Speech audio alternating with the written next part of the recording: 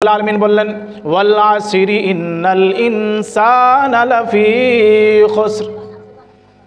कसम है ज़माने की, वल असर कसम है ज़माने की, दुनिया के सारे लोग खसारे में और नुकसान में है। আল্লাহ রাব্বুল আলামিন জামানার কসম খেয়ে বলছেন, জামানাকে এই দিন রাত সকাল সন্ধ্যা এর নাম হচ্ছে জামানা। এই জামানার কসম খেয়ে আল্লাহ রাব্বুল আলামিন বলছেন জামানে কি কসম, দুনিয়ার সমস্ত মানুষ খাসারা এবং নুকসানের মধ্যে রয়েছে, ঘাটার মধ্যে রয়েছে, তার মানে ফায়দা কিছু নাই। দুনিয়ার সমস্ত মানুষ কে বলছেন? যিনি এই দুনিয়া জাহানকে তৈরি করেছেন, যিনি এই দুনিয়া জাহানকে সাজিয়েছেন গুছিয়েছেন, সেই আল্লাহ বলছেন যে দুনিয়ার সমস্ত যাবতীয় জিনিস, দুনিয়ার সমস্ত কিছু এবং দুনিয়ার সমস্ত মানুষ খাসারা নুকসানের মধ্যে রয়েছে। আমানু ওয়া আমিলুস সালিহাত, যে ব্যক্তি আল্লাহ রাব্বুল আলামিন এখানে বলেছেন যে দুনিয়ার সমস্ত মানুষ খাসারার মধ্যে, নোকসানের মধ্যে, ক্ষতিগ্রস্তের মধ্যে আছে, কিন্তু চারটি মানুষ সে লাভের মধ্যে আছে, সে নোকসানের মধ্যে নাই, সে ফায়দার ভিতরে আছে। সে মানুষটা কে কে? ওয়াল্লাযীনা আমানু, যে ঈমান এনেছে, যে আল্লাহর প্রতি বিশ্বাস আর ইয়াকিন রেখেছে, ওয়া আমিলুস সালিহাত, এবং ঈমানের সাথে সাথে সে ঈমানি আমল করেছে, ঈমানি কাজ করেছে। যেমন আমি আপনি ঘরে যদি একটা গাছ লাগাই আর সেই গাছটা লাগিয়ে ছেড়ে দিই, তার দেখাশোনা যদি না করি, তার হেফাজত যদি না করি, চারিদিক থেকে তাকে ঘেরে ঘুরে যদি না রাখি, যেমন মাশাআল্লাহ আলহামদুলিল্লাহ আমাদের কাইজুলি জামে মসজিদে সুন্দর সুন্দর রঙ্গি বিরঙ্গি কত রকমের ফুল ফাট সব লাগিয়ে রাখলাম, আর মাশাআল্লাহ সকাল সন্ধ্যা আমারই আপনারই ছাগলে খেয়ে নিলে, তো সে ফুল খতম। কেন খতম? জি কেন খতম?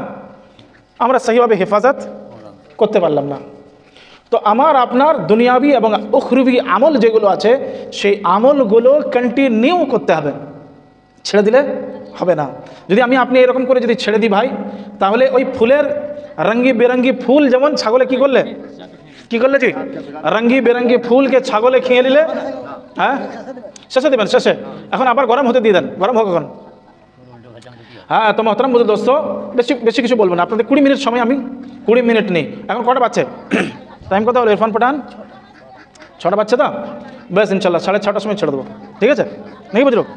হ্যাঁ বলে মিয়া 6:30 ছেড়ে দেবো ইনশাল্লাহ।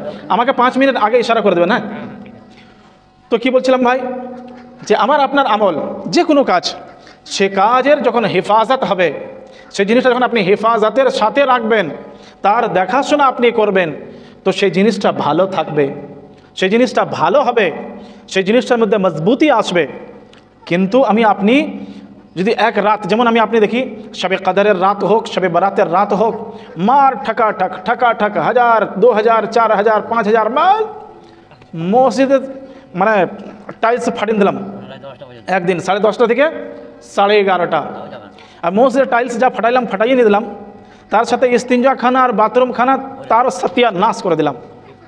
ওখানে বিস্কুটও পড়ে রয়েছে, সকালবেলায় দেখছি চা পাতিও পড়ে রয়েছে, হ্যাঁ সেখানে চিনিও দেখছি বা মাশাআল্লাহ পড়ে রয়েছে।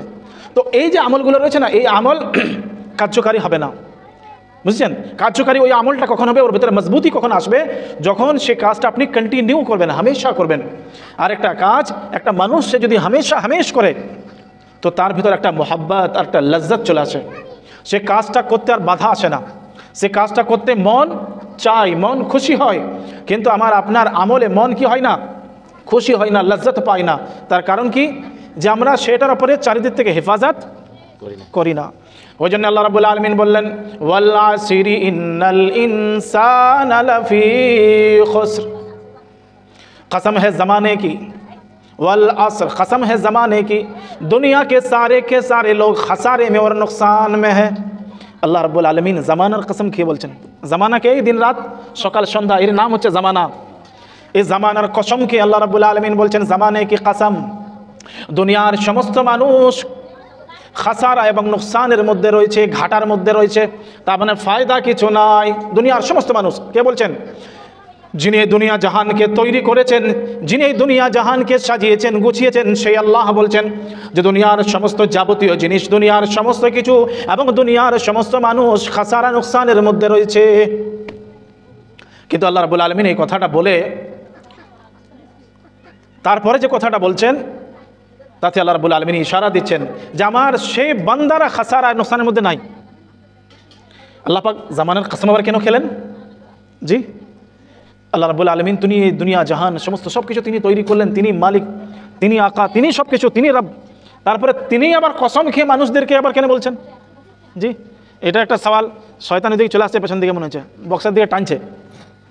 হ্যাঁ, তো কোশ্চেন আর সওয়াল হচ্ছে এটাই যে আল্লাহ রাব্বুল আলামিনের জাত আমাকে আপনাকে দুনিয়া জাহানকে, পাহাড়কে, পর্বতকে, সমুদ্রকে, দরিয়াকে, সমস্ত যাবতীয় জিনিসকে, সমস্ত দুনিয়ার মখলুককে তৈরি করার পরেও সে রব আবার এই কসমটা খেয়ে কেন বলছেন এই জামানার কসম কি আমি তোমাদেরকে বলছি?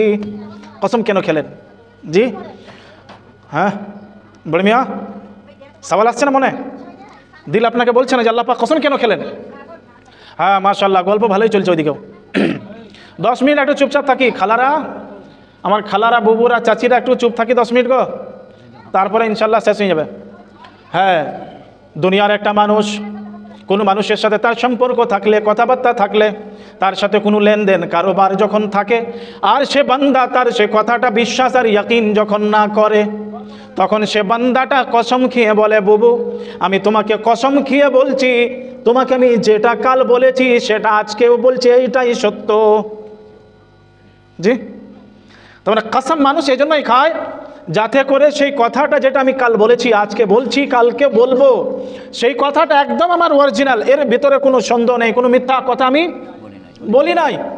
তার জন্য সে বান্দা বলছে বুবু আমি তোমাকে কাল যে কথাটা বলেছিলাম সেই কথাটা আজকেও বলছি, কালকেও বলবো, ওই কথাটাই সত্য, এর মধ্যে কোনো হেরা ফেরি তেরি মেরি নাই। সেই জন্য কসম খেয়ে বলছে যে বুবু তুমি বিশ্বাস করো, যেটা আমি কসম খেয়ে বলছি সেটাই সত্য। তেমনি আল্লাহ রাব্বুল আলামিনের জাতে বলছেন এই আমার বান্দারা তোমাদের মনের ভিতরে সন্দেহ হতে পারে, সাকার সন্দেহ মনে